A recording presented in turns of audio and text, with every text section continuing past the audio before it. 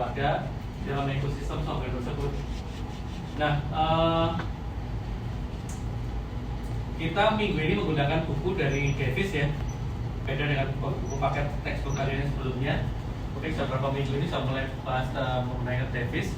Dari buku Davis itu cukup bagus harusnya, karena apa? Karena kalian sebagai profesional di bidang sistem informasi, buku Davis itu cukup teknis pembahasannya, jadi dia lebih ke arah poin-poin apa saja yang perlu kita lakukan pengecekan di tiap hal-hal yang mau kita audit. Jadi bukunya sebenarnya bagus kalau kalian pakai untuk praktek, karena dia membahas sisi poin teknisnya apa saja sih yang penting untuk kita mengaudit. Contoh dalam minggu ini sebuah software, hal apa saja yang penting, dan itu nanti kalian kalau kalian pelajari sinkron juga dengan buku yang sebelumnya gitu ya. Nah, ini kita buka dengan case study dari kelompok 4 berkaitan dengan Department Trans ya. Department Trans bagaimana membuat sebuah audit program untuk mengaudit sebuah software atau aplikasi. Oke, kelompok 4 silakan dimulai presentasinya. Selamat pagi untuk Anda teman-teman sekalian. Kami dari kelompok 4, ini dari saya Kevin, rekan saya Sylvester, ada Ame, ada orang, dan ada Nari. Jadi kita langsung ke pengaturan kasusnya, di mana PT Fatma Trans ini adalah sebuah perusahaan logistik, di mana dia juga menerapkan sistem ERP yang terintegrasi sama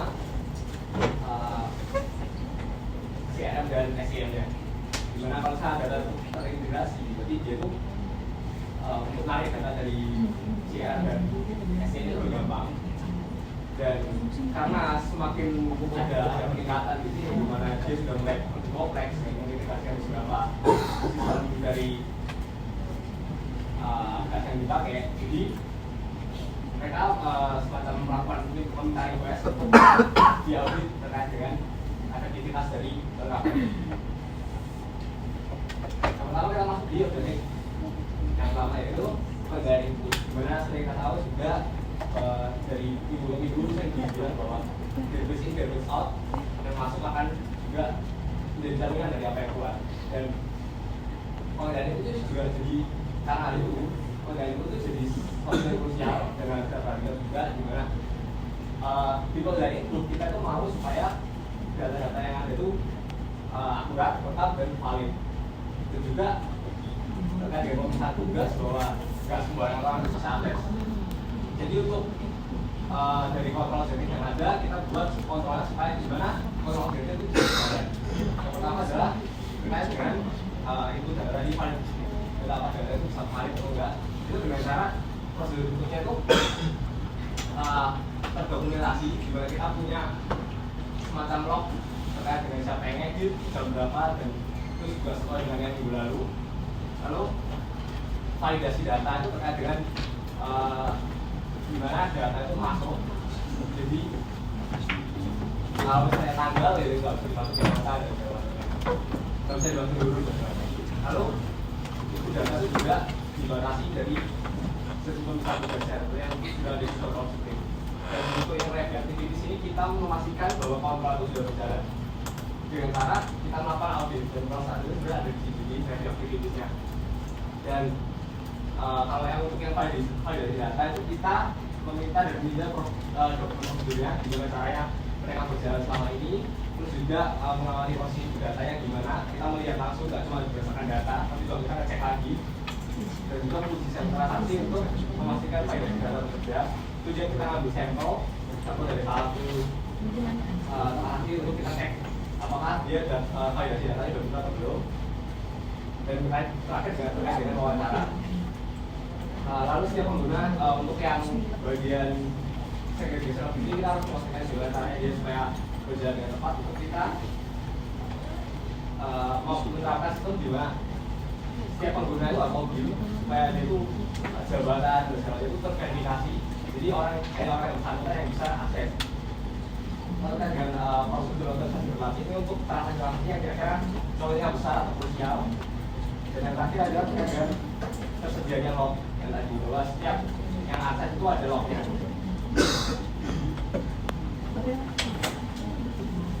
Kemudian yang kedua ada integrasi ERP, CRM, dan SCM, di mana kontrol objektifnya sendiri ini proses mengasih Dan proses transaksi antar ERP, CRM, dan SCM berjalan otomatis, akurat, dan real-time.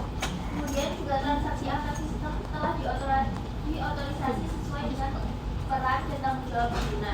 Jadi hanya pengguna tertentu saja yang bisa mengakses, kemudian juga sistem gangguannya itu dapat terdeteksi, tercatat, dan dapat dipulihkan.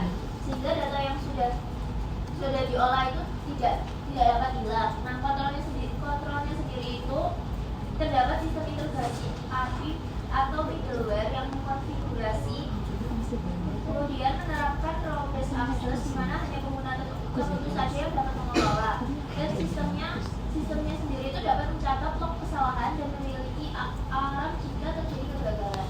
Nah, review aktivitasnya sendiri itu di mana kita meminta dokumentasi teknis integrasi antar sistem, yaitu API, file mapping, jadwal science.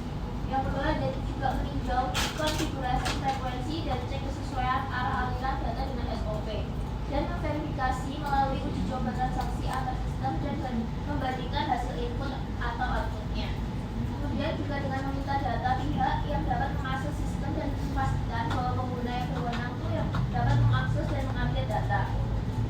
Kemudian memverifikasi adanya auto trail di setiap sistem, dan memeriksa error log mekanisme apakah sistem ini tuh mencoba mengulang saat gagal, dan mengecek bagaimana prosedur penanganan error dan catatan insiden, kemudian uji simulasi jika integrasi gagal, dan review dokumentasi pemulihannya. Yang ketiga ada audit drill, di mana kontrol objektifnya itu memastikan semua aktivitas kritis itu telah tercatat dalam audit drill, dan kontrolnya sendiri audit drill dan log aktivitas sistem dirancang untuk mencatat seluruh aktivitas penting, login perubahan data, dan approval. Lalu reviewnya sendiri itu memperoleh dokumentasi terkait sistem audit drill dan memverifikasi apakah pencatatan ini tuh siapa melakukan apa, kapan, dan komputer mana dan objek data apa. Nah, uji ini apa? Dan menguji apakah tersimpan dengan aman dan tidak dapat diubah oleh user yang tidak berwenang. Dan memeriksa audit trail untuk transaksi tertentu apakah ada yang tidak sesuai SOP. Selanjutnya terkait keamanan sistem dan kontrol objektifnya itu memastikan keamanan sistem terkelola dengan baik. Nah, kontrolnya itu dengan pertama itu menerapkan sistem keamanan seperti firewall atau antivirus, dan juga pemantauan aktif terhadap sistem ancaman keamanannya. Terus juga melakukan review berkala terhadap login keamanan. Lalu untuk review aktivitasnya itu yang pertama memeriksa kebijakan keamanan IT dan monitoring, lalu melakukan verifikasi apakah ada audit keamanan secara rutin atau tidak. Lalu yang ketiga itu menguji respons terhadap insiden keamanan simulasi, dan yang keempat itu mendapatkan bukti bahwa sistem keamanan aktif, dan kalau misal ada insiden itu dicatat dan dicek apakah ada tindak lanjutnya atau enggak. Selanjutnya terkait pembatasan akses, kalau objektifnya itu dengan memastikan akses data diberikan berdasarkan prinsip least privilege. Terus kontrolnya dengan mengadakan matrix roles dan condition, lalu mengecek proses approval untuk perubahan akses, apakah prosesnya itu benar-benar berjalan dengan baik atau enggak. Terus juga melakukan review secara berkala terhadap akses user. Lalu untuk review aktivitasnya itu dengan cara memeriksa data user dan hak akses, terus menguji sampel user untuk memastikan akses sesuai dengan role, terus memverifikasi proses approval perubahan akses. Lalu yang selanjutnya ada terkait data sensitif, itu yang pertama itu memastikan data sensitif telah dienkripsi dan telah dilindungi. Kontrolnya itu dengan mengenkripsi, enkripsinya itu diterapkan pada data sensitif. Lalu akses fisik dan logisnya itu dibatasi, dan klasifikasi datanya itu diterapkan. Terus reviewnya itu dengan memperoleh dokumentasi kebijakan perlindungan data dan meninjau apakah data pelanggan, keuangan, atau data-data pentingnya itu disimpan secara terenkripsi. Lalu menguji akses ke data sensitif oleh user yang tidak berwenang dan mencatat respons sistemnya itu bagaimana. Lalu kontrol yang kedua itu membatasi akses ke data berdasarkan klasifikasi data. Kontrolnya itu dengan mengadakan kebijakan klasifikasi data terkait publik, internal, rahasia, dan sangat rahasia, dan menetapkan peraturan sistem perlindungan berbeda. Lalu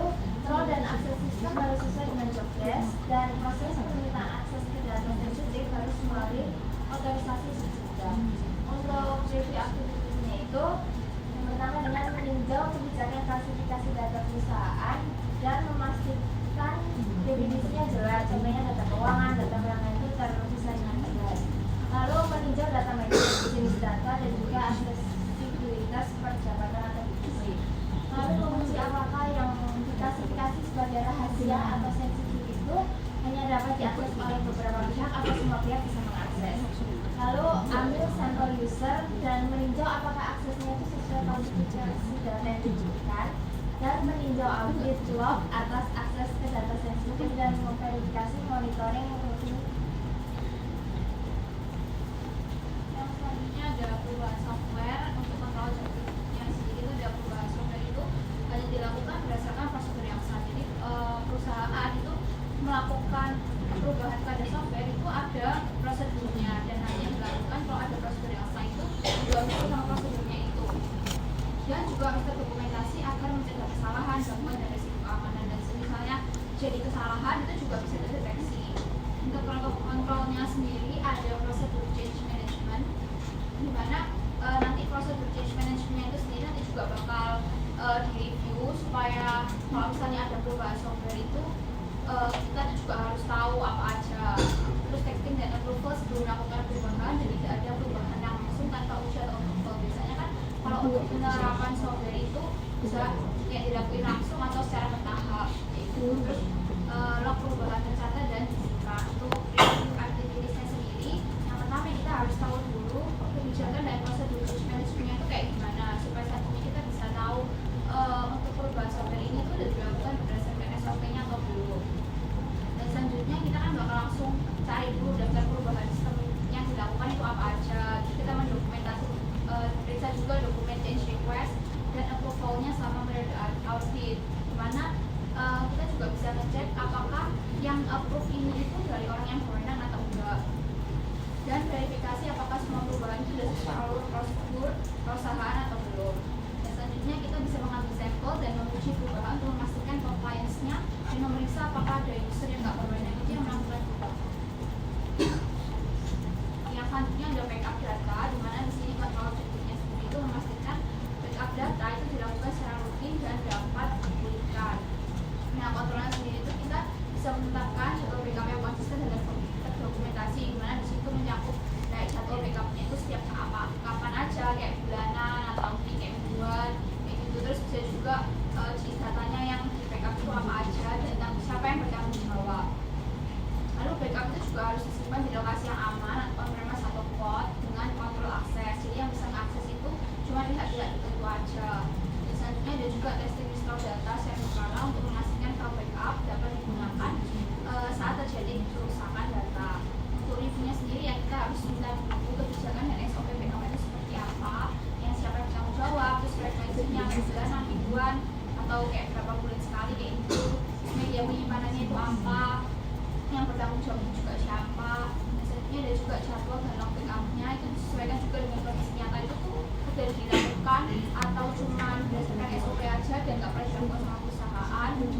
Terus kita juga harus verifikasi juga lokasi penyimpanan data backupnya itu aman atau enggak, terenkripsi atau enggak, terus aksesnya itu terbatas untuk orang-orang yang memang berwenang atau semua orang bisa mengakses, dan bebas juga dari mobilitas yang tidak berwenang.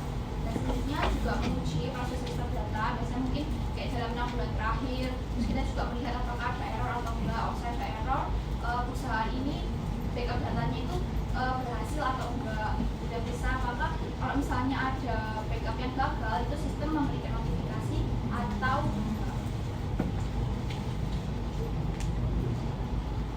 Oke, next di objektif MKT yaitu ada disaster recovery, yang dimana kalau objektifnya itu memastikan adanya rencana disaster recovery yang efektif. Kemudian untuk yang kedua itu adanya melakukan dokumen DFN, kemudian melakukan simulasi DX yang dilakukan secara berkala, kemudian melakukan identifikasi kritikal sistem dan RTO atau FPO. Untuk itu aktivitas dari kontrol yang tadi itu adalah melakukan dokumen DFN, kemudian memverifikasi hasil dari simulasi dari DX tersebut. Kemudian memastikan RTO dan FPO itu sesuai dengan kebutuhan bisnis dari perusahaan yang menjalankan. Kemudian kontrol yang kedua itu adalah menerapkan DRP yang dihubungkan dengan BCP atau Business Continuity Plan, yang dimana di aktivitas itu melakukan tinjauan dokumentasi, DRP dan BCP dan verifikasi apakah rencana pemulihan diuji melalui simulasi atau disaster drill. Kemudian yang kedua, melakukan wawancara dengan personil IT terkait kesiapan menghadapi error atau ancaman besar, dan pastikan apakah ada prosedur pemulihan sistem yang dilakukan oleh perusahaan.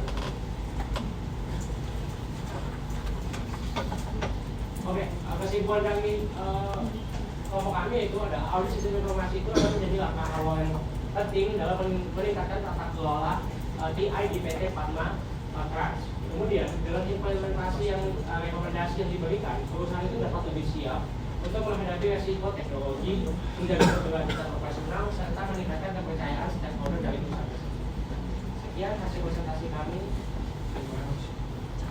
Oke, silakan dengan Pak kelompok 4. Ada pertanyaan untuk kelompok 4? Ada yang mau tanyakan?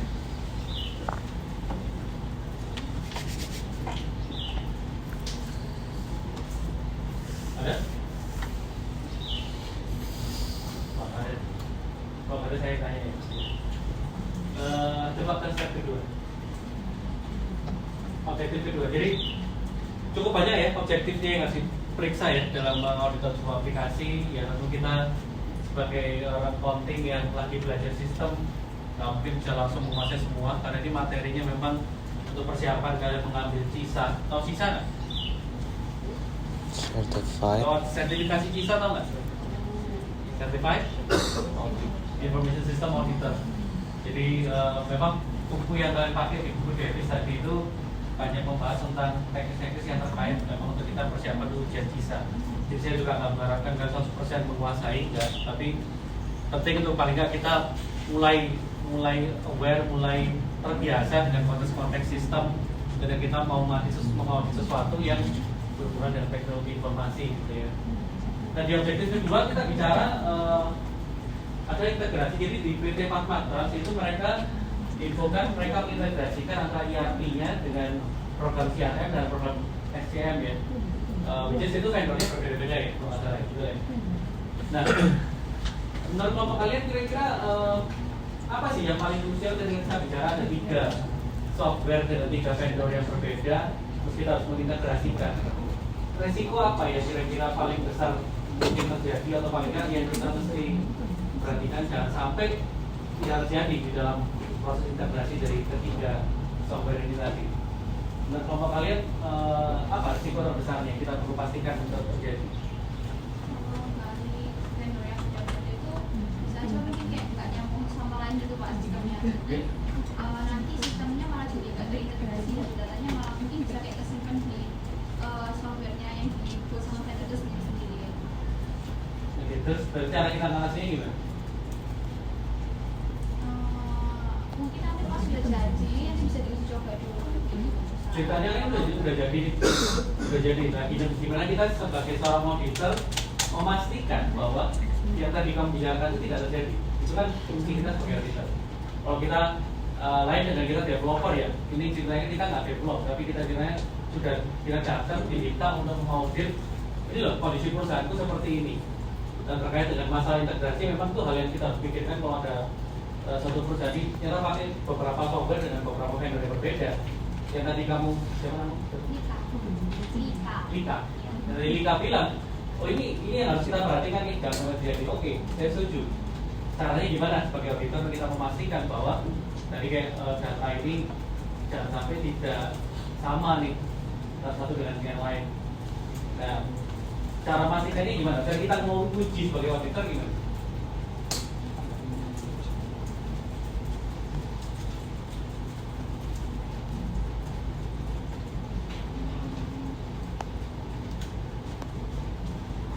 Mungkin auditor dapat melakukan data tersebut, kombinasi atau kombinasi dari data antar sistem itu.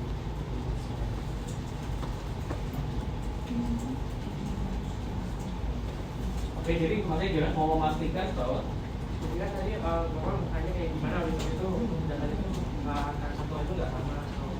ya tadi kan bilang gitu ya. Oke. Ini belum ke komponen itu bisa melakukan rekonsiliasi dari data-data tersebut. Rekonsiliasi. Iya, jadi melakukan rekonsiliasi data antar sistem dari itu. Jadi misalnya dari jumlah nilai, transaksi dan status. Pasti nggak berbeda, tidak sama kalau kita bicara transaksi karena kan ERP fungsinya dengan CRM dengan SCM berbeda. Kalau kamu bicara data transaksinya di rekonsiliasi pasti secara jumlah transaksi nggak sama karena fungsinya beda-beda.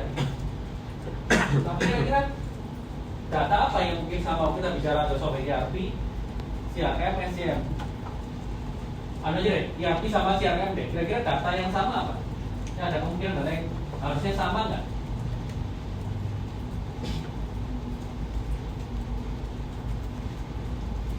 Atau software ERP dan software CRM, kira-kira ada kemungkinan data yang harus sama nggak? Yang harus sinkron ada nggak?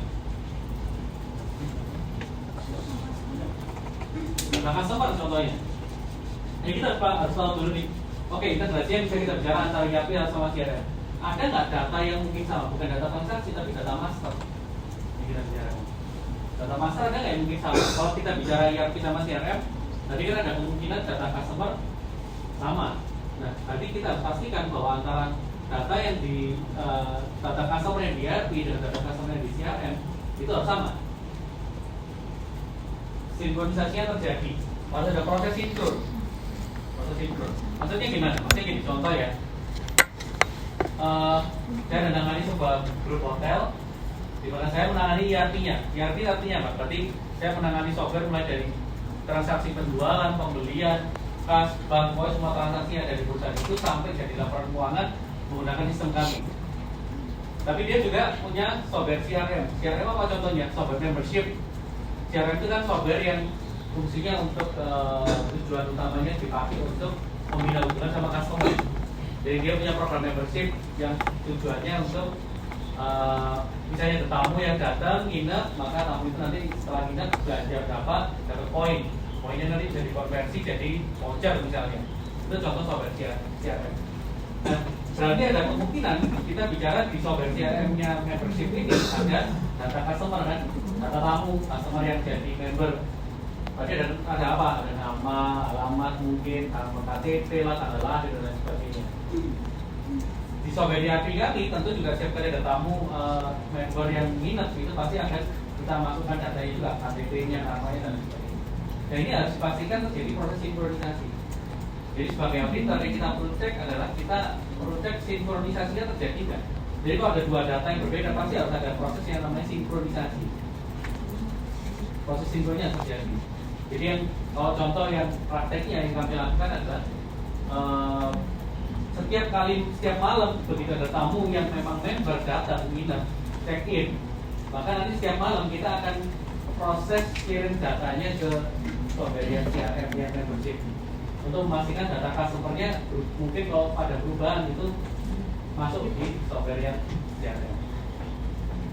Misalnya mungkin alamatnya berubah, atau mungkin saya ada nama istri, mungkin istrinya berubah ganti gitu ya, mungkin tadinya single jadi married misalnya, kayak gitu. Jadi intinya ada proses sinkronisasi yang terjadi.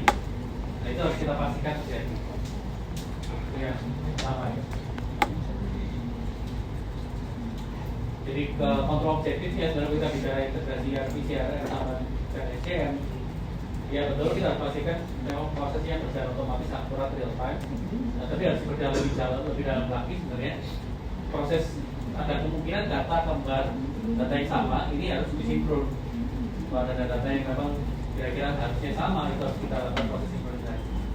Yang kedua, ya, yang juga perlu ditulis sendiri, kita bicara tentang proses. Ada kemungkinan kalau dua ini berarti diperlukan integrasi, berarti ada perlu kirim-kiriman data. Nah, itu berarti kita harus pastikan bahwa proses kirim-kiriman datanya ini berjalan dengan lancar. Ada cacatnya enggak? Kalau dalam konteks teknologi informasi itu biasanya kita bicara dengan konsep yang kita namakan dengan handshaking. Pernah dengar nggak konsep handshaking? Handshaking itu salaman. Jadi maksudnya apa? Kalau misalnya ini saya kamu namanya Kevin. Saya sama Kevin anggap dua software yang berbeda. Berarti ketika saya mau kirim data ke Kevin, saya kayak ngulurin tangan. Pak kirim data ini ya, kamu jawab gimana? Kalau Kevin bilang oke, saya terima, cukup nggak dengan begini? Dan Kevin harus lakukan apa? Kalau kita bicara handshake, Kevin harus jabat tangan saya, handshake. Jadi handshake jadi kayak saya mengulurkan tangan, saya bilang, tak kirimin data ini ya. Terus si Kevin bilang, oke, saya terima, tapi kalau dia nggak handshake ke saya, dia nggak salaman, di kita nggak ada proses konfirmasi bahwa si Kevin itu sudah terima, maka nggak bisa dikatakan bahwa proses handshake itu terjadi. Kirim-kiriman datanya belum valid. Kevin harus ngomong dari sistemnya Kevin, saudara Kevin itu harus bilang, ya saya terima. Dia harus melakukan konfirmasi. Konfirmasi itu makanya dinamakan handshake. Jadi nggak cukup cuma satu bilang tak kirim ya, itu belum selesai. Yang software satunya karena dia dari vendor yang berbeda, dia juga harus kayak melakukan proses konfirmasi dengan mengulurkan tangan, ya tak terima. Nah ini kita harus cek, mungkin kayak itu terjadi gitu. Ini yang namanya kan dinamakan dengan proses handshaking. Nah, kita harus pastikan bahwa proses handshake itu terjadi kalau kita bicara ada sistem yang berkomunikasi. Jangan sampai satu nanti kemudian mengirimkan data, dia bilang, oh saya tak kirim, yang satunya bilang, oh enggak, aku belum terima.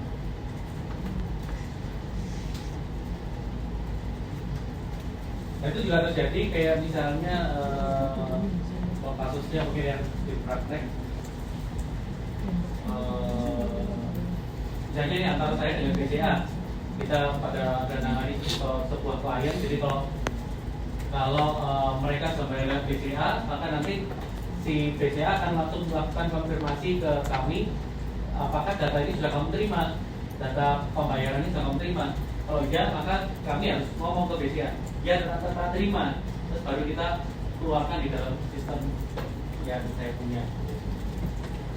Kita harus sebagai auditor kita harus pastikan proses ini ada enggak. Atau jangan satu kirim, satunya diem aja. Terus pokoknya itu kadang terjadi kalau dalam dua vendor yang berbeda. Jadi akhirnya salah-salahan. Yang satu bilang, saya sudah kirim. Ini dia bilang, enggak, saya nggak terima. Tapi nggak ada yang konfirmasi. Jadi dia nggak konfirmasi.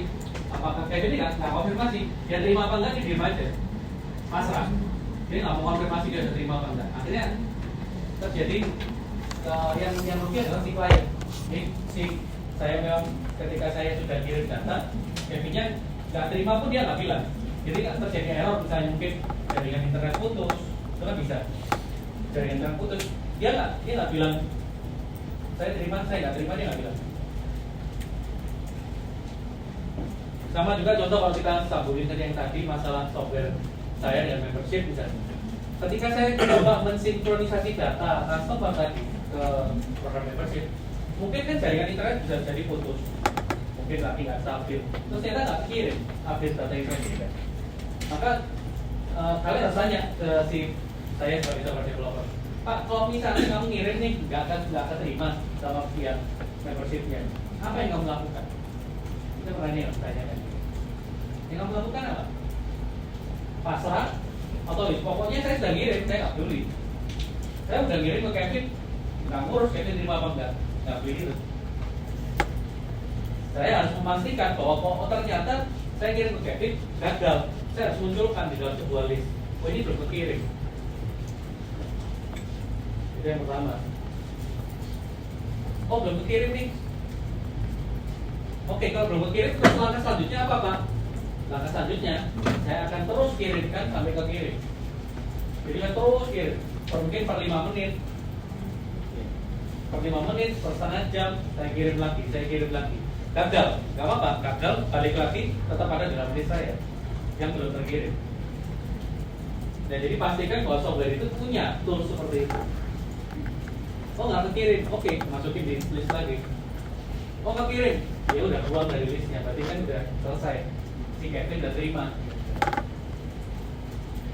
Itu yang kita perlu pastikan kalau kita punya atau kita ngaudit sebuah perusahaan yang punya lebih dari satu sistem, itu rumit soalnya. Kalau sistem yang sama, otomatis semua pasti terintegrasi karena ini kan satu vendor yang sama. Nah, begitu sudah berbeda vendor, kita harus pastikan komunikasinya terjadi enggak. Dan nanti akan kita banyak temui ketika kita masuk di lapangan kerja, ada perusahaan yang punya lebih dari satu vendor software yang harus terintegrasi. Nah, kita harus pastikan proses integrasinya berjalan dengan baik atau enggak. Oke. Terus kita coba ke objektif ke 9. Nah, oke. Cukup menarik kalian bicara tentang DRP, BCP, Jadi apa hubungannya BCP sama DRP? BCP itu apa? DRP itu apa? Nah, apa intinya apa? Misalnya kalau misalnya kayak gagalan atau apa itu perusahaan mau ngapain? Oke, kalau BCP ya?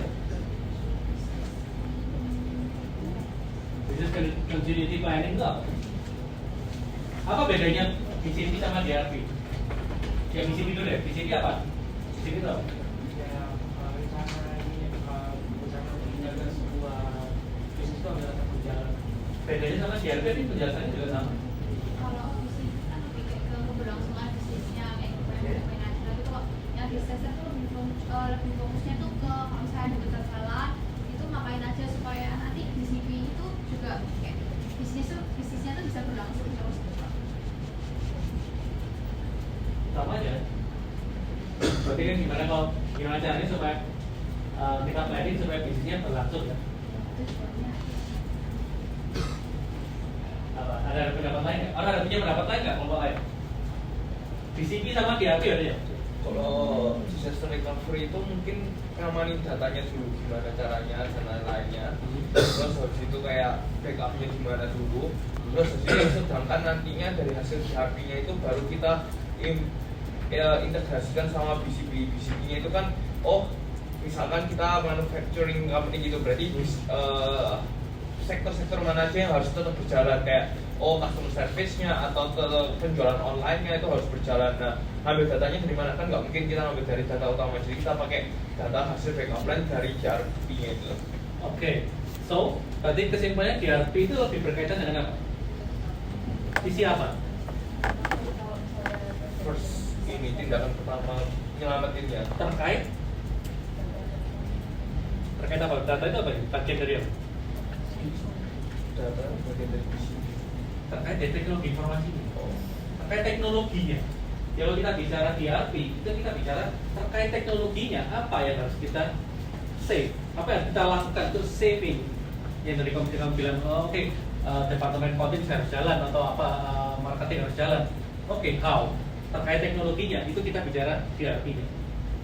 Jadi sebenarnya ada tiga dokumentasi yang penting terkait misalnya kita bicara disaster recovery. Ada BIA, Business Impact Analysis, ada Business Continuity Planning, ada Disaster Recovery Planning.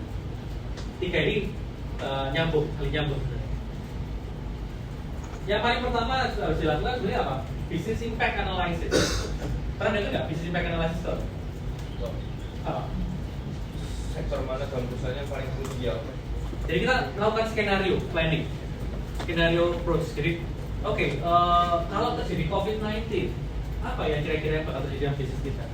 Jadi ini ceritanya kayak kita lagi mencoba meramal kerugian apa yang bisa terjadi kalau ada suatu bencana. Itu business impact analysis. Contoh misalnya kemarin COVID-19, apa ya business impact-nya? Business impact-nya ternyata kita harus terjadi kondisi semua karyawan kita banyak yang sakit dan penyakitnya menular, sehingga kita harus kerja dari rumah. Nggak bisa, nggak mungkin lagi kita kerja dari on site misalnya. Nah, apa yang terjadi? Transportasi bakal susah, accounting harus di rumah, terus gimana dengan penggajian kita? Itu berarti gaji kita bisa telat dong. Nah, itu business impact analysis. Jadi bagaimana sebuah kejadian yang tidak normal terjadi dan itu mempengaruhi bisnis kita. Apa pengaruhnya? Karyawan accounting kita harus kerja dari rumah. Kita merawatkan karyawan kita, gajian jadi telat. Nah, itu business impact. Dari business impact analysis kita masuk, berarti kita harus bikin business continuity plan. Bagaimana kita harus bikin rencana, gimana caranya supaya kalau terjadi sesuatu dengan bisnis itu kita sudah tetap continue bisnis kita. Jadi kita bilang ada COVID, bencana COVID-19, oke, karyawan harus kerja dari rumah, termasuk saat departemen accounting misalnya. Berarti penggajian telat dong, nggak ada yang hitung gaji, semua harus kerja dari rumah. Berarti gimana caranya kita memastikan departemen accounting harus bisa kerja dari rumah? Itu business continuity plan. untuk bisa penggajian jalan, nanti kita bicara konteks sebenarnya masalah gaji, penggajian telat. Oke, berarti penggajian harus jalan kan? Cara jalan, departemen accounting harus masuk, harus bisa kerja. Entah gimana caranya, harus bisa kerja, gitu kan? Itu business continuity plan. Disaster recovery planning-nya berarti gimana caranya kita memastikan si departemen accounting bisa kerja dari rumah. Cara mereka mengaksesnya gimana? Sehingga kalau terjadi disaster COVID, maka apa yang harus dilakukan? Langkah teknisnya ada di disaster recovery plan. Terkait pemulihan teknologinya. Jadi kalau disaster recovery plan bicara banyak tentang pemulihan teknologi. Nah, sini bisa nangkep nggak? Bedanya antara BIA, BCP sama BIA. Jadi itu hubungannya gitu. Bagaimana kita menghubungkan DRT sama BCP.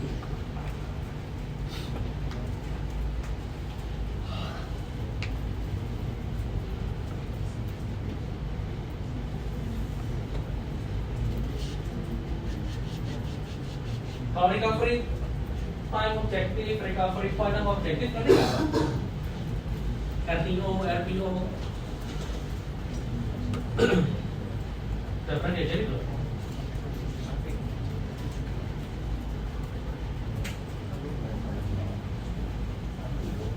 RTO apa? Recovery time objective itu ngerti nggak apa? Apa?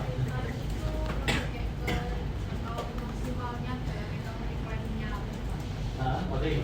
Kalau misalnya ada sesuatu pemulihannya itu perlu berapa lama? Ya, kalau terjadi suatu disaster, berapa lama waktu yang kita butuhkan untuk bisa pulih? Itu target. Objektif artinya kan targetnya. Recovery time. Jadi berapa lama waktu yang kita butuhkan untuk kita harus pulih? Kalau recovery point-nya apa? Recovery point-nya berarti target secara apa sih yang kita perlu untuk recover datanya, misalnya servernya harus bisa live lagi dalam waktu berapa lama nanti sesuai dengan RTO-nya gitu.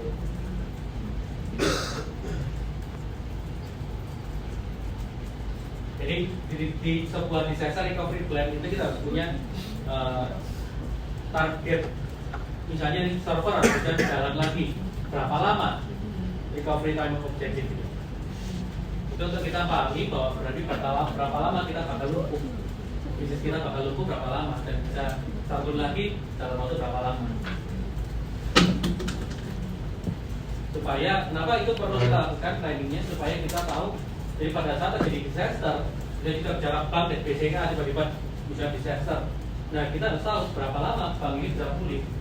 Ini kan pengaruh ke bisnis, sehingga si decision maker-nya bisa paling nggak mungkin menginformasikan ke para pemegang saham atau misalnya ke kita sebagai stakeholder, mohon sabar ya, paling nggak mungkin 1 hari, misalnya 24 jam pulihkan. Tapi bisa kita bilang, sebentar ya, saya juga masih mikir, saya nggak yakin berapa lama, saya tak pikirin dulu. Pasti semua pada panik kan, crash, ekonomi bisa lumpuh, misalnya kita bicara soal yang sifatnya makro ya. Tapi kalau kita paling nggak bisa tahu, kasih aku waktu 1 hari, 24 jam, 1 kali 24 jam, itu paling nggak kita sebagai pihak yang punya kepentingan ada sedikit rasa lebih aman. Nah, ini bisa muncul dari mana? Bisa muncul dari kalau kita sudah melakukan simulasi, gitu kan? Kalau kita sudah melakukan planning, makanya kita harus memastikan bahwa RTO-nya sesuai kebutuhan bisnis dan sudah simulasi. Itulah kenapa kita sebagai seorang auditor perlu memastikan itu gitu ya. Kamu punya nggak sesuai dengan bisnis nggak? Sudah kamu simulasi nggak yang kamu mau lakukan disaster recovery juga?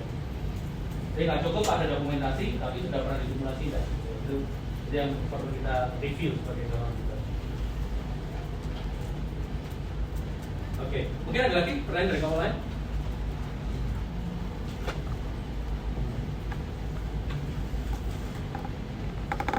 Ya, oke, kalau ada boleh Bang Pas boleh kembali ke tempat.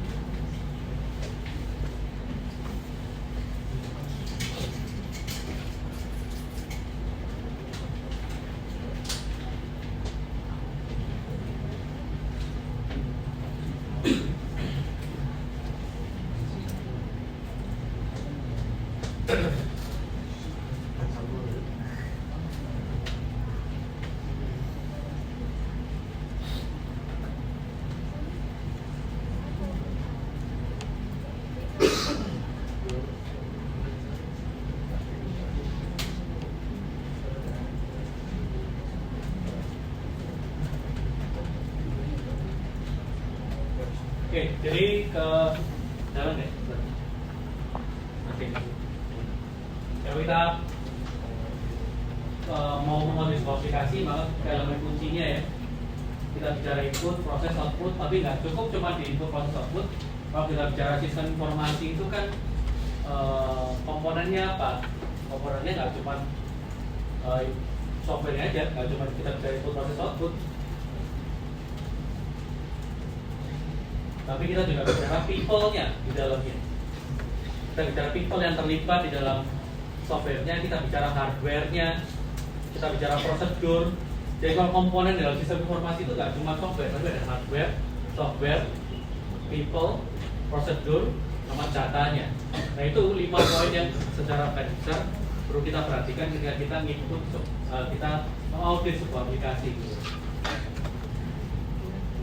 Jadi nggak cuma bicara input, proses, output, tapi bicara people-nya, bicara hardware-nya, storage-nya, datanya, kita bicara teknologinya yang terkait dengan itu. Nah, kita coba bahas berdasarkan tadi objektif yang kalian bisa buat di dalam audit program kalian. Yang pertama kita kembali lagi ke input ya, saya nggak akan jelaskan terlalu jauh. Jadi sudah betul dijelaskan bahwa kita harus memastikan bahwa input yang dibuat tidak menjadi sampah supaya nggak terjadi output yang sampah. Nah caranya gimana? Ini nanti bisa dibaca sendiri, kurang lebih sama dengan yang kemarin, cuma saya berikan contoh lebih detail apa sih yang perlu kita perhatikan gitu ya. Ya nanti saya jelaskan masalah alfabet dengan numerik nggak boleh satu sama. Salah satu juga yang kalau kita bicara software accounting gitu ya, kita harus memastikan bahwa software itu tidak memperbolehkan user untuk mencatat transaksi mungkin bulan sebelumnya. Ada itu sering terjadi di departemen accounting. Jadi mungkin sudah tutup bulan, sudah bikin laporan keuangan, kita lupa bahwa harus ada proses yang namanya proses closing akhir bulan. Tujuannya apa? Supaya enggak, kadang mungkin kalau kita biarkan proses closing tidak terjadi, kadang mungkin karyawan itu entah lupa atau dia mungkin nggak ingat atau mungkin sengaja dia input data transaksi bulan lalu. Padahal laporan keuangan nggak keluar, tapi dia masih bisa input data bulan lalu. Akibatnya datanya berubah laporan keuangan. Tapi kita nggak sadar, karena kan kalau kita karyawan udah banyak, kan kita nggak bisa kontrol satu-satu siapa lagi input apa. Jadi kita harus pastikan misalnya contoh itu dikunci. Jadi kalau sudah closing akhir bulan, jangan sampai ada karyawan yang bisa input transaksi bulan kemarin. Itu contoh kita mengunci input.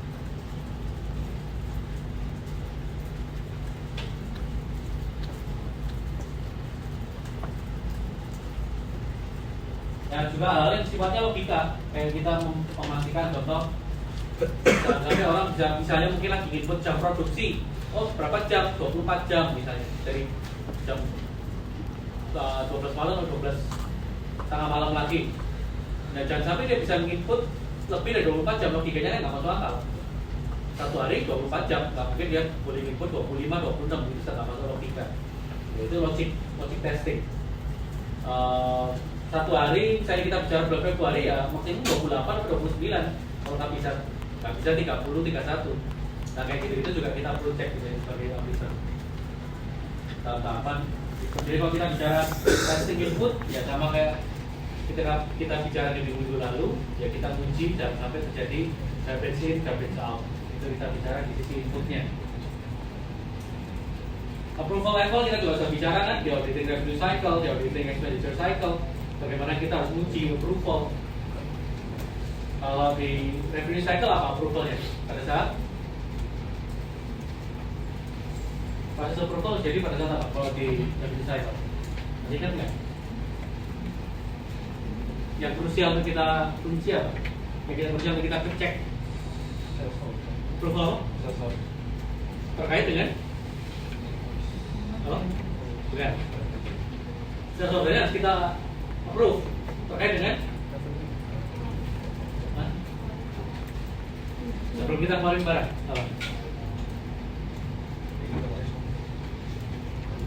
apa yang kita cek? Sebelum keluarin barang apa yang kita cek? Penjualan, credit limit itu proses approval kan? Nah, dites. Dites. Approval-nya. Jadi dua textbook yang berbeda bilang pokoknya kalau ada proses approval di dalam sistem, kan harus tahu proses approval-nya itu seperti apa. Kita cek terjadi nggak, kita simulasikan. Penjualan masa kredit. Kalau pembelian masalah apa kemarin? Cek nggak? Hah? Sorry? Stoknya. Ada 3 dokumen di sini. Sebelum stok keluar berarti kita harus approve apa? Pastikan apa? Terjadi approval-nya. Dan mau kita pastikan supaya kenapa proses approval itu harus kita lakukan di proses pembelian? Kita mau memastikan apa? Gitu ya. Kita mau memastikan jangan sampai ketika kita sudah beli barang, ternyata barang itu nggak perlu dibeli, ya. Atau nggak boleh dibeli. Material itu produksi. Material requisition itu permintaan bahan baku. Nah, di dalam proses requisition-nya kenapa? Apa yang harus memastikan? Approval apa yang terjadi?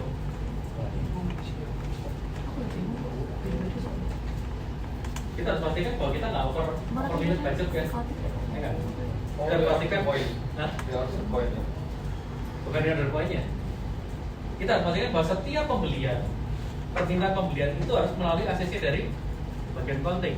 Atau kita kemarin bicara cost control. Masih ingat nggak? Iya. Tujuannya apa? Supaya kita nggak over budget. Jadi pembelian-pembelian itu harusnya nggak perlu dibeli atau memang tidak sudah over budget untuk dibeli atau memang nggak perlu dibeli, tidak, tapi dibeli. Itu proses approval. Ingat nggak? Waktu kita bicara proses approval itu kita harus approve dari departemen accounting dulu. Kalau mungkin harganya terlalu tinggi, kita juga sampai harus approval ke CM-nya atau ke manager accounting-nya. Itu proses approval yang bisa jadi di-build by system, dalam sistemnya. Nah, harus pastikan ini kita review.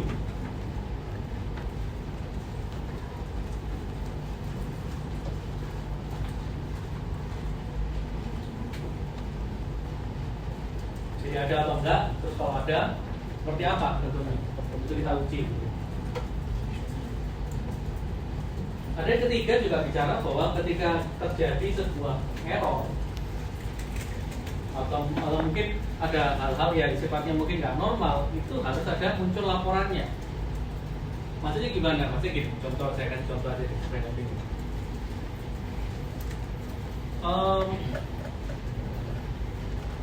Contoh di hotel kira-kira fraud apa yang paling sering terjadi? Supply. Fraud yang kira-kira paling sering terjadi itu kira-kira apa? Yang ketiga dalam bayangan kami.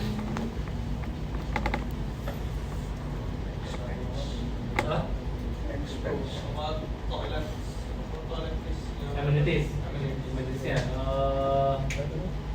Ya, tapi amenities itu nggak terlalu krusial. Karena apa? Kalau kita bicara amenities apa sih? Amenities itu kayak sabun, shampoo gitu ya. Itu sebenarnya menurut saya nggak rugi banget, karena sebenarnya banyak perusahaan yang sudah pokoknya mereka itu ketika itu sudah dipindah dari gudang utama ke bagian housekeeper untuk dibagi-bagikan, itu sebenarnya sudah di-expense-kan sama mereka. Jadi pada dasarnya mereka ketika itu hilang pun dikasihkan tamu, mereka sudah membudgetkan itu.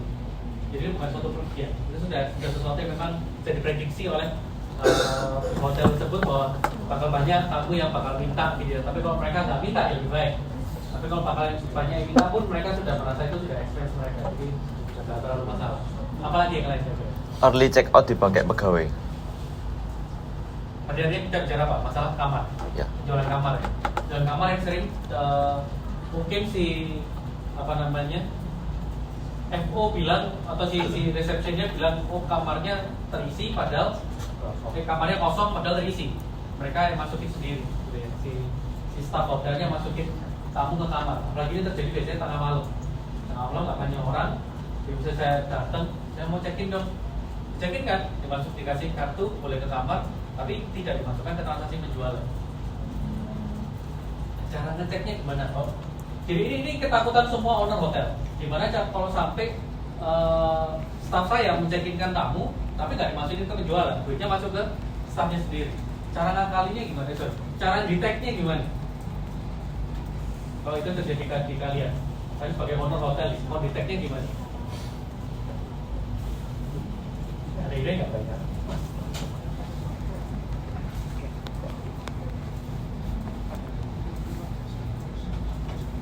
Apa kita pasrah aja?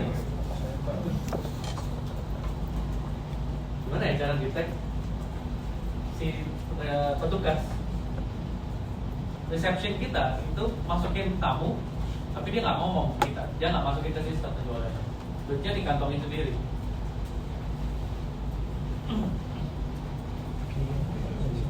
Kunci nomornya baru bisa digunakan nomor tersebut kalau misalnya udah memasukin data sesuai kebutuhan dari. Oke, itu yang pertama. Jadi kita bisa integrasikan sistem dengan kuncinya, software hotelnya dengan kuncinya. Oke. Tapi kadang masalahnya petugas reception itu harus bawa satu kunci lagi yang memang bisa tujuannya membuka banyak kunci, banyak kamar. Jadi kunci itu nggak cuma satu kunci satu kamar, tapi ada kunci-kunci yang sifatnya memang boleh membuka beberapa kamar. Karena untuk apa? Karena emergency. Misalnya polisi datang, memang kita bukakan kamar, kadang mereka punya. Housekeeper itu kan pasti juga harus punya kunci kamar. Mereka nggak ngambil banyak kunci, nggak satu kunci bisa buka banyak kamar. Itu bisa, tapi masih ada kemungkinan si front office pakai staff receptionnya pakai kunci lain gitu ya, karena memang bisa buka banyak kamar. Ada lagi nggak cara lain untuk kita bisa detect? Gimana? Pakainya sok mahal. Berarti kan setiap kamar kita ada sensor kemahalan. Bisa, tapi juga kemahalan, akan sulit dan kita ngelacaknya harus ngecekin satu-satu ya dari lognya, agak lama. Ada lagi nggak?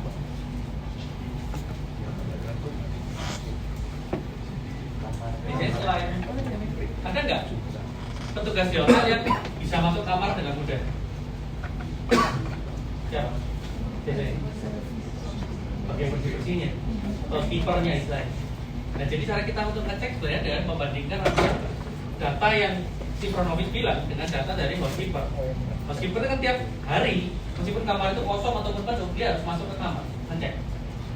Nah, kita minta si housekeeper ini untuk tulis menurut pandangan mata dia, kamar ini penuh atau kosong, terisi atau kosong. Kalau di dalam istilah hotel, vacant atau occupied. Vacant itu kosong, occupied itu ada isi.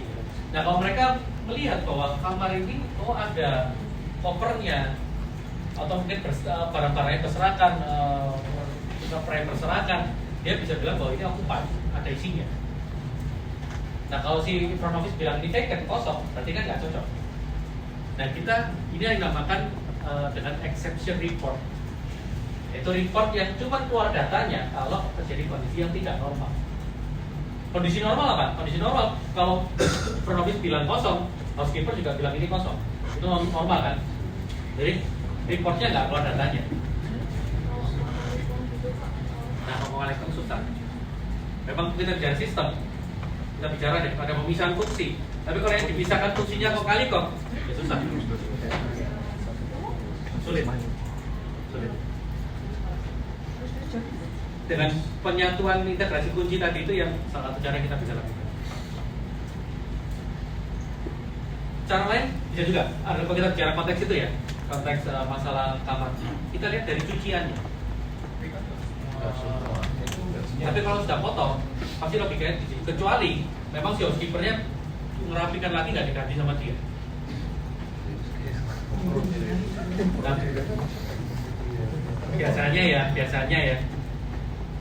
Ketika si front office masukin tamu yang tidak dimasukin ke penjualan itu biasanya untuk hal yang sifatnya short time. Nah, kalau short time ngerti kan ngapain gitu ya. Jadi nggak kasurnya spraynya itu akan tetap bersih. Biasanya pasti ada nodanya, jadi pasti akan perlu dicuci. Dan kalau kita biasanya cek ya, kita cek laundry linen itu berarti ranjang-ranjangnya, spraynya sama blok perputaran tamunya. Maksudnya kalau masuk dengan linen laundrynya jumlahnya hampir kuat ya. Ya itu kalau kita, ya ini teknis banget ya. Teknis. Praktikal banget lah. Teknis. Tapi memang kalau kita bicara mengenai kalau itu agak sulit. Makanya kita lakukan pemisahan fungsi. Tapi ketika pemisahan fungsi ini dilanggar, mereka kerjasama, itu sesuatu yang kadang kita sebagai auditor pun nggak bisa ngecek kadang. Jadi kita memang sesuatu yang agak sulit. That's why kalau kita bicara perusahaan, kenapa sih suami istri itu nggak boleh satu kantor kebanyakan? Itu tadi. Meskipun yang jabatannya berbeda, kan jadi mereka kerjasama. Itu yang kita mau hindari. Saudara, suami istri itu kan biasanya dihindari untuk di dalam satu perusahaan. Meskipun berbeda divisi. Karena artinya pemisahan fungsinya jadi masalah gitu. Jadi biasanya kita lakukan. Nah, jadi exception report ada nggak?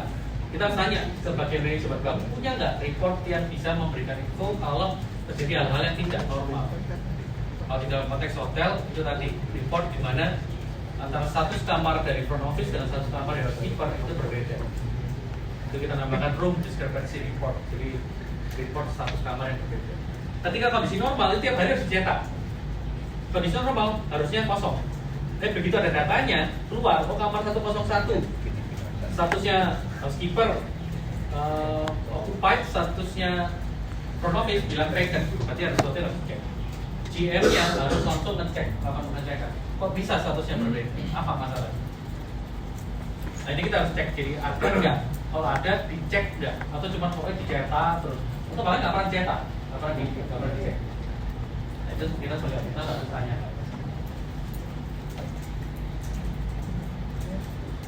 Terus yang kedua kita bicara interface control, tadi sudah kita bahas gitu ya.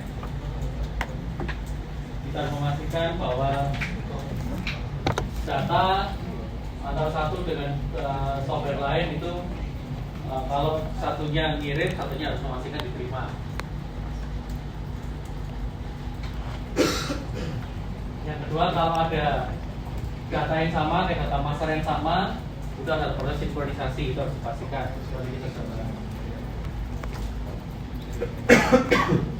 Yang ketiga, kita bicara audit trail, tadi sudah kita bahas ya. Kita harus pastikan bahwa audit trail itu ada dalam sebuah sistem dan kita cek kontrolnya. Jadi audit trail itu apa sih? Audit trail atau audit log itu apa sih sebenarnya? Saya tunjukkan contohnya. Ini contoh audit log. Ini saya tidak di TV biar jelas. Jadi audit log itu ada sesuatu yang harusnya ada di dalam setiap software. Fungsinya apa? Audit log itu untuk setiap input yang kita masukkan di dalam sistem itu harus tercatat perubahannya di dalam audit log. Ini saya kasih contoh di software saya. Jadi kita bukanya bukan di softwarenya, di software yang kita pakai untuk input, tapi kita buka di software di BMS-nya. Kalau kalian sekarang pakai apa? Belajar di BMS-nya apa? Microsoft Access misalnya. SQL, SQL sudah belajar? Nah, SQL, ini SQL. Ini lewat SQL, tapi bukan yang bukan kalian belajar SQL apa? Apa? SQL-nya SQL apa? MySQL, MySQL ya. Kalau ini yang SQL Server, SQL Server. Ya SQL itu bacanya SQL ya biasanya. Yang benar itu sebenarnya baca SQL. Tapi ya kita bicara SQL juga nggak apa-apa lah. Jadi SQL ini SQL Server. Query-nya kalau kalian diperhatikan ada ada. Query-nya query SQL. SQL query gitu ya di Microsoft SQL Server. Nah, setiap inputan itu harusnya ada lognya. Jadi contoh log ketika proses mencekinkan tamu gitu. Jadi bagian atas kolom pertama ini ya ini sekilas ya cuma untuk dilihat aja dibuktikan bahwa oh ternyata statusnya dari P diganti jadi I. Kalau dalam hotel itu P itu prepare, I itu in. Jadi kamarnya dicekinkan. Ada yang cekinkan tamunya. Namanya siapa? Ada kelihatan di sini namanya. Staffnya siapa? Oh dari tidak ada jadi Monica. Jadi staff Monica ini mencekinkan tamu ceritanya. Itu ada lognya. Jam berapa? Yang penting satu datanya adalah di tanggal di TGL tadi ya, kolom TGL ada jam, kolom TGL ada tahun, bulan, di tahunnya berapa? 2020, bulan 11, tanggal 5, ada jamnya juga 18.37.00.580. Jadi kita simpan sampai milisecondnya, jam, menit, detik, mili detik. Kenapa tujuannya? Tujuannya kita sebenarnya untuk ngecek ada mungkin terjadi misalnya double data, double duplicate data.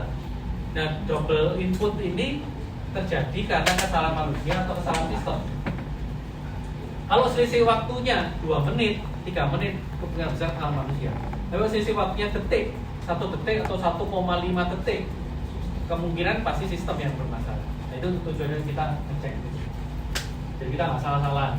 Misalnya mungkin ke user kita tanya atau kita menemukan data ada duplikat data. Duplikat datanya terjadi karena apa? Kalau selisihnya 3 menit, 4 menit, kemungkinan besar manusia yang memang input 2 kali. Karena kalau selisih waktunya 1,5 detik, mana mungkin manusia bisa input 2 data dalam 1,5 detik. Jadi kemungkinan besar sistem. Nah, terus di dalam log ini di bagian kotak yang kedua saya kotakin merah yang kedua. Itu ceritanya si dari Monica, kalau kalian lihat di bawah nomor 14, 54, si Monica diganti oleh kita. Jadi ada user lain yang numpukin data. Monica ganti jadi kita dan isi data tamunya, nomor KTP dan lain sebagainya. Nah itu log. Jadi kita harus pastikan di dalam sebuah software yang baik itu punya log yang jelas. Sehingga siapa berubah apapun itu tercatat di dalam software-nya, di dalam database-nya.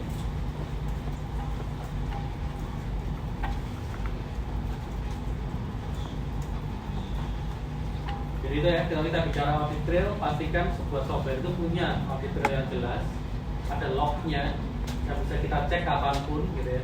Sehingga setiap apa yang diinput oleh user itu ada catatan perubahan datanya. Sehingga bisa kita nemukan, oh ada uang yang nggak masuk. Nah kita bisa langsung tracing siapa yang melakukan itu. Gitu.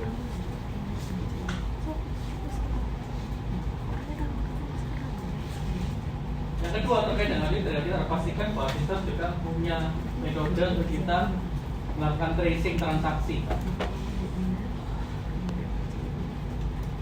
Maksudnya gimana? Maksudnya contohnya. Jadi contoh macam percobaan trial balance ya. Sebuah sistem yang baik itu di dalam contoh di dalam laporan keuangannya itu kita bisa melakukan tracing dari dokumen. Tracing itu apa sih? Tracing itu apa? Melacak dari dokumen awal ke akhir atau dari akhir ke awal? Nah, tracing itu awal ke akhir atau akhir ke awal? Akhir.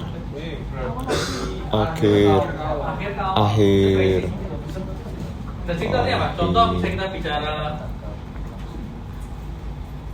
pembelian.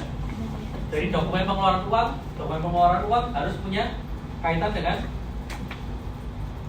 apa? Dokumen pengeluaran uang harus terkait dengan invoice. Invoice harus terkait dengan bukan. Invoice harus terkait dengan penerimaan barang, receiving report. Receiving harus terkait dengan Purchase acquisition. PO. PO harus terkait dengan PR. Saya. Jadi gimana dari dokumen pengeluaran uangnya, mungkin habis pengeluaran uang sudah jadi jurnal ya. Dari jurnalnya kita bisa melacak sampai ke dokumen sumbernya, PO-nya. Dari pengeluaran uang kita bisa tahu PO-nya nomor berapa. Itu kita bicara tracing. Jadi software yang baik harus punya cara untuk kita melakukan tracing. Contohnya apa? Contoh gini, misalnya nih, ini kan sudah rancang percobaan, sudah jurnal kan? Ini akan nomor akunnya. Ini apa nama-nama akunnya? Persedia apa? Persedia macam-macam gitu ya. Nah, ada debit, ada kredit. Berarti kan itu transaksinya terjadi di bulan April ini. Ada debit, ada kredit. Nah, kita bisa ingin tahu ini kok banyak banget ya debit kreditnya. Kita bisa klik di persedia RRD-nya keluar. Oh, yang membentuk persedia RRD itu debit kreditnya ini. Ada transaksinya keluar semua. Jadi kalau kita lihat total debit kreditnya sama kan. Jadi kita langsung muncul nomor buktinya yang membentuk nomor persedia ini. Nah, bisa kita kepingin tahu lagi, oke, sekarang saya ingin tahu nomor bukti yang saya biru ini, P2 berapa ini. Kita klik, kita bisa langsung lihat ke sumber dokumen purchasing. Itu tracing. Punya bayangan nggak? Jadi dari jurnalnya kita harus bisa dengan mudah melacak dokumen sumbernya itu apa. Itu kita bicara tadi. Jadi software yang baik, kalau kita bicara software, terutama mungkin software accounting yang baik, itu kita bisa melacak dari neraca percobaannya atau trial balance-nya sampai ke dokumen sumbernya. Sehingga dari sini saya nggak usah buka-buka dokumen, saya tinggal klik langsung keluar, oh ini nomor PO-nya nomor segini, nomor penerimaan barangnya nomor segini, barang yang dibeli apa, jumlahnya berapa, harganya berapa. Tapi dari cuma sekedar jurnal,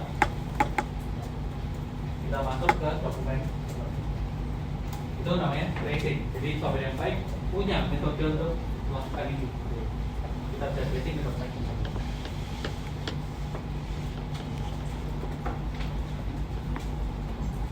Kemudian masalah security, tadi kita juga bicara, kita harus memastikan bahwa proses monitoring dan maintaining security sistemnya berjalan dengan baik. Tadi sudah dijelaskan juga. Jadi kita interview application administratornya untuk kita memastikan bahwa practice security-nya berjalan dengan baik. Jadi kita pertama tentu kita harus interview pihak administrator dari software-nya. Kita tanya, kamu sudah melakukan apa untuk memastikan bahwa software kita itu aman? Tools apa? Jadi pertanyaan yang bisa kita tanyakan, tools apa yang kita pakai? Siapa, kalau ada logs-nya, siapa yang review? Terus dilakukan berapa lama jangka waktunya security scan-nya ini?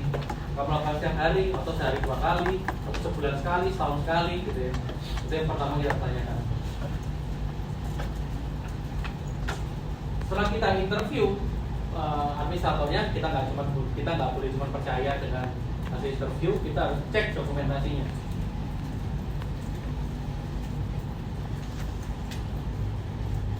Betul nggak sih mereka melakukan, ada nggak dokumentasinya? Kamu bilang, oh saya melakukan scanning antivirus sehari sekali. Oke, ada nggak dokumentasi bahwa kamu melakukan sehari sekali? Atau cuma omongan toh?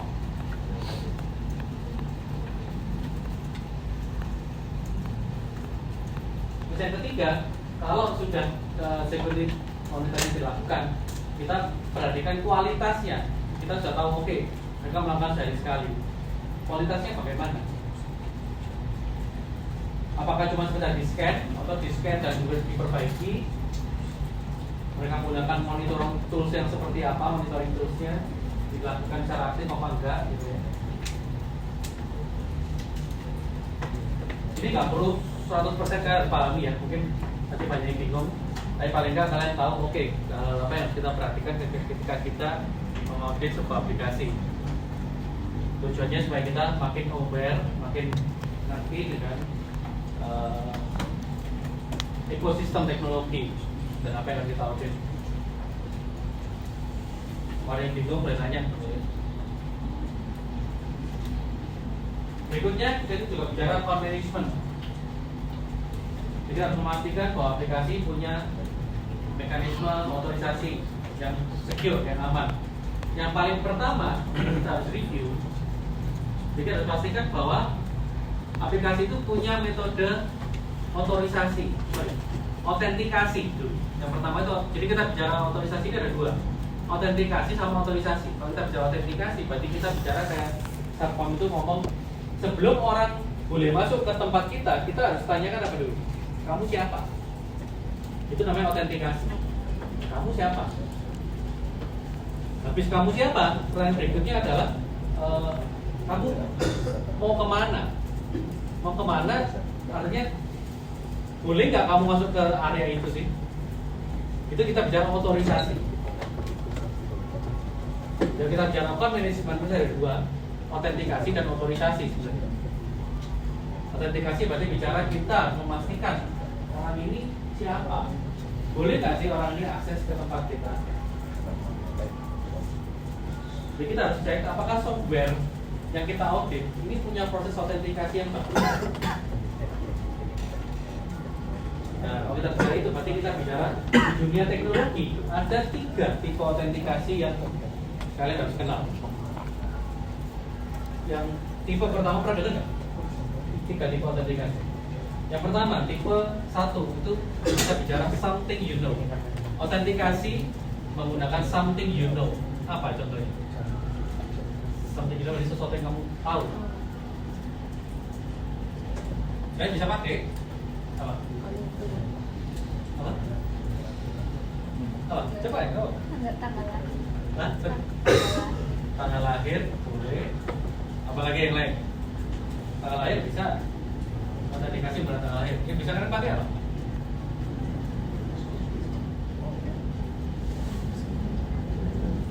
Sehari-hari?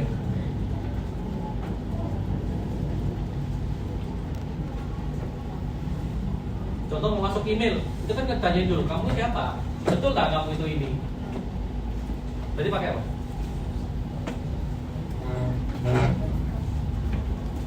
Pakai apa? Password. Apa lagi? Selain password. Autentikasi yang bisa digunakan dengan something you know. Fingerprint. Apa? Fingerprint, bukan? Hah? Sorry? Bukan? Something you know. Sederhana. Sesuatu yang kamu bisa hafalin. Jadi contoh password kan? Apa lagi yang mirip password? Nomor telepon. Ya, nomor telepon, data-data yang terkait dengan data pribadi ya. Kayak contoh waktu kalian mungkin tanya ke bank, saya butuh support, misalnya ini kok saya menanyakan tentang siapa di bank saya kok ada yang aneh. Pasti dia akan tanya dulu kan autentikasi dulu. Betul nggak sih kamu ini Ivan? Misalnya. Dia pasti akan tanyakan Nama ibu kandung. lahir mungkin, terus tadi apa?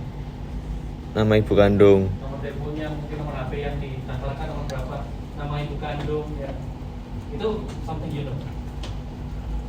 PIN itu something you know. PIN security questions ada yang kita bicara tanggal lahir, nama ibu kandung, Nama bapak ada kandung. website yang mungkin dia nanyain kamu waktu daftar kamu disuruh ngisi nama binatang peliharaanmu yang pertama apa, ya kan? Kamu lahir di mana? Itu security question. Sehingga ketika dia mau autentikasi siapa kalian, dia bisa tanya berdasarkan security questions tadi. Itu tipe pertama. Ada tipe kedua, berdasarkan something you have. Sesuatu yang kamu miliki, kamu pegang. Apa? Contohnya. ID card. Tadi kita bicara ID card itu masuk ke tipe kedua. Apa lagi?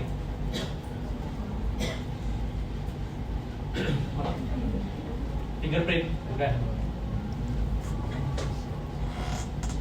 ID card, betul. Apa lagi? Something you have. Yang ada dalam peganganmu, ada dalam genggamanmu. Kunci, yang kira dalam teknologi ya. Jadi kita nggak bicara kunci. Nomor BCS. Nomor BCS. Ya sebenarnya kayak mirip kayak card lah. Sama, sesuai dengan kita minta nomor ID-nya. Apalagi yang lain?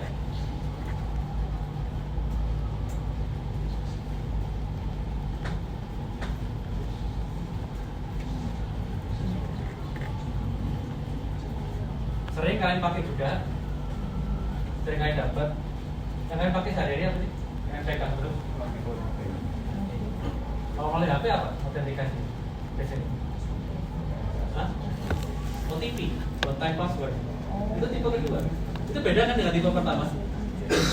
Beda loh sama PIN sama password. Bedanya apa? Kan nggak ngapalin kan? Dan itu cuma berlaku satu kali kan? Itu jadi dikirim ke HP kalian, dikirim ke email kalian. Itu tipe kedua, something you have. Artinya dikirim ke emailmu, dikirim ke HP-mu, sesuatu yang kamu pegang. Pernah pakai, tapi dia masih USB itu untuk autentikasi. Jadi ada software-software yang sifatnya autentikasinya menggunakan USB drive.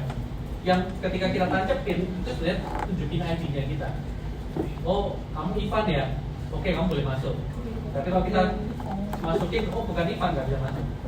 Jadi USB ini cuma bisa berfungsi untuk mengautentikasi kita itu siapa. Ada yang dibuatnya seperti itu. Jadi one time password, card, token device, USB drive, memang ID. Dan muncul lagi tipe ketiga, something you are. Apa? Nah ini baru kita bicara yang sekarang kita biasa banyak pakai ya, yang bakalan berkembang, fingerprint, face scan, retina scan, telapak tangan, palm, bahkan sampai voice pola suara kita, pola tanda tangan kita, itu yang merupakan tipe ketiga.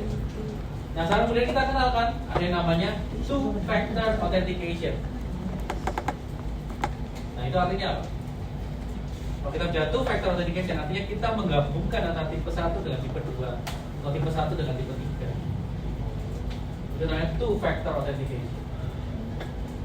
Kalau kalian pernah dengar kita WhatsApp sekarang menggunakan two-factor authentication, artinya apa dia?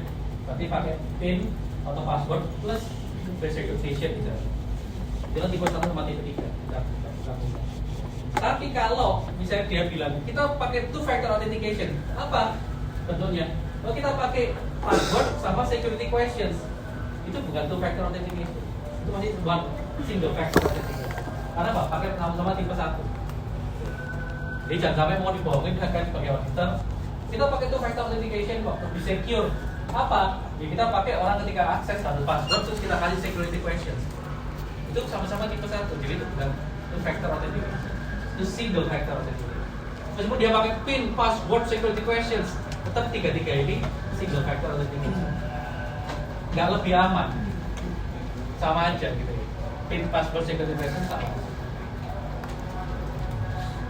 Paham ya sampai sini ya? Ada yang juga bilang kita pakai multi-factor authentication, berarti dia gabungin ketiga ini. Jadi kita bicara autentikasi. Jadi kita memastikan siapa yang boleh masuk. Terus kita harus pastikan juga bahwa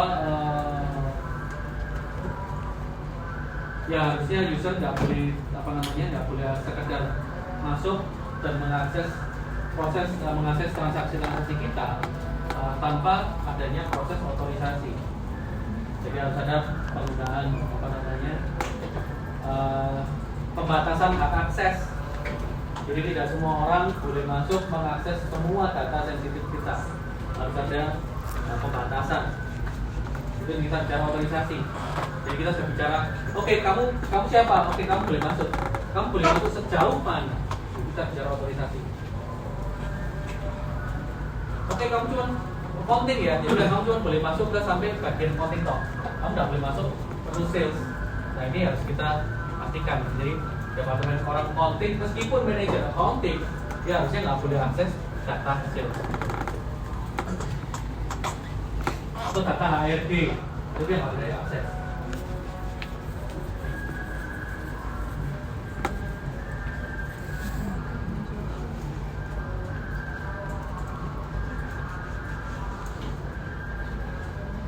Nah, kita bicara masalah manajemen, kita juga harus memastikan contoh kalau ada karyawan yang keluar, maka kita harus pastikan dia harus dikeluarkan dari sistem, nggak boleh bisa akses sistem lagi.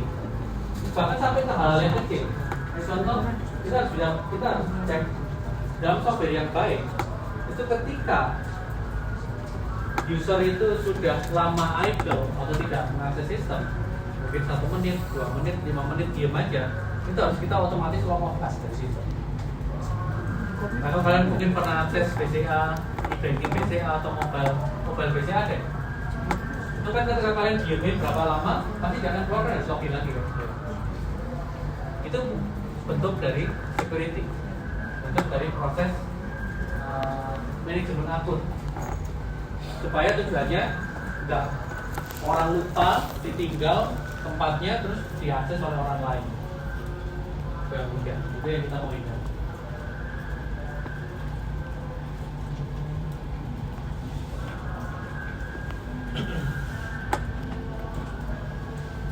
Terus kita juga tadi kita bahas tentang permission management, kita bicara tentang masalah enkripsi. Jadi enkripsi itu apa? Enkripsi itu kita bicara metode mengkonversi teks yang tadinya bisa dibaca dengan baik dengan pemahaman kita ganti jadi sebuah teks yang tidak akan tidak ada artinya. Itu metode enkripsi. Kalau kita bicara ada enkripsi, berarti ada decryption. Metode mengkonversi sesuatu yang sifatnya nggak bisa dibaca jadi bisa dibaca kembali. Nah ini contoh penjelasannya, saya kasih contoh yang simple deh, supaya kalian tahu. Jadi misalnya saya mau tukar-tukar data dengan kalian, kemudian saya bilang oke, teks ini kan teks yang kita bisa baca nih ya, nanti saya ubah jadi simbol, sehingga orang yang baca nggak bisa baca. Tapi kamu tak kasih kuncinya kok, ini fontnya namanya simbol, yang lain kan nggak tahu. Ini simpelnya ya, simpel kata ya, sebagai paham ya. Kita komunikasi, saya kasih informasi yang bentuknya seperti ini, tapi kamu tahu kuncinya kok, ini adalah font simbol. Jadi tinggal kamu diklik jadi font Times New Roman misalnya, maka kamu bisa baca kembali. Itu ceritanya ketika saya jadikan ini namanya enkripsi. Jadi ketika kita tahu bahwa email, WhatsApp ini sudah menggunakan end-to-end encryption, ya kan sering ngomong gitu. Artinya apa? Kalau ada orang yang mau intercept pesan kita, yang biasanya saya WA sama kalian atau saya kirim email ke kalian, dan ada orang yang tiba-tiba bukan penerimanya, ya terus dia bisa kayak keluarnya bentuknya seperti ini, nggak bisa dibaca. Sehingga dia harus mencoba cari cara untuk mendekrip. Itu kan di film-film juga sering kan, gimana caranya suatu yang terkode itu kemudian di-dekrip sama dia gitu. Nah itu namanya method decryption. Jadi nanti dari teks yang bisa dibaca atau istilahnya kalau dalam bahasa teknologi itu plain text. Plain, jadi plain itu hambar bahasa Indonesia. Plain text, teks yang bisa dibaca normal menjadi cipher text, teks yang sudah dienkripsi. Nah, kemudian dari cipher text, karena kalian punya kuncinya, maka kalian bisa mendekrip sehingga muncul kembali menjadi plain text kembali. Nah, ini metode enkripsi itu sebenarnya kita mulai dari metode dari zaman perang dulu. Ribuan tahun yang lalu itu sudah ada metode enkripsi dengan cara yang sederhana. Jadi kalau sekarang sudah ada banyak sekali ratusan sampai ribuan metode enkripsi yang ada di dunia yang kita pakai untuk perang gitu ya, atau perang satu sama lain. Mungkin kalau suka film-film seperti ini, itu bisa nonton film agak lama udah. Saya lupa film tahun berapa. Judulnya The Imitation Game. Atau yang pernah nonton nggak? Yang main Benedict Cumberbatch, itu yang main Doctor Strange. Itu disadar dari kisah nyata. Tidak ada seorang ilmuwan yang ahli matematika yang namanya Alan Turing. Si Alan Turing ini gimana ceritanya dia akhirnya bisa membuat mesin untuk mendekode atau mendekrip kodenya dari tentara Jerman zaman itu. Pasukan Nazi waktu itu sangat kuat, jadi mereka punya mesin enkripsi pesan yang namanya Enigma. Nah, si Enigma ini dia sulit untuk dipecahkan kodenya, sehingga tentara sekutu itu ketika mau mencoba intercept. Jadi kalau dalam intelijen perang itu normal, kita selalu untuk intercept pesan dari musuh kan. Dan ketika tentara sekutu berusaha intercept pesannya musuh, nggak bisa, karena mereka nggak bisa mencari kodenya si Enigma, kodenya mesinnya dari pasukan Jerman. Terus si Alan Turing ini gimana ceritanya dia bisa create mesin untuk mendekrip kodenya dari Enigma. Itu kalau mau lihat silakan, itu menarik tentang encryption dan decryption. Nah, ini saya kasih contoh. Misalnya ini kita membuka sebuah kotak. Kotak ini perlu menggunakan magic word untuk kita bisa buka. Nah, kotak ini pakai angka yang kalian bisa decrypt menjadi sebuah magic word untuk bisa buka kotak ini. Supaya cepat saya kasih 4 pilihan ya. Kira-kira dari 4 pilihan ini mana yang bisa buka kotak ini? Kata-kata apa?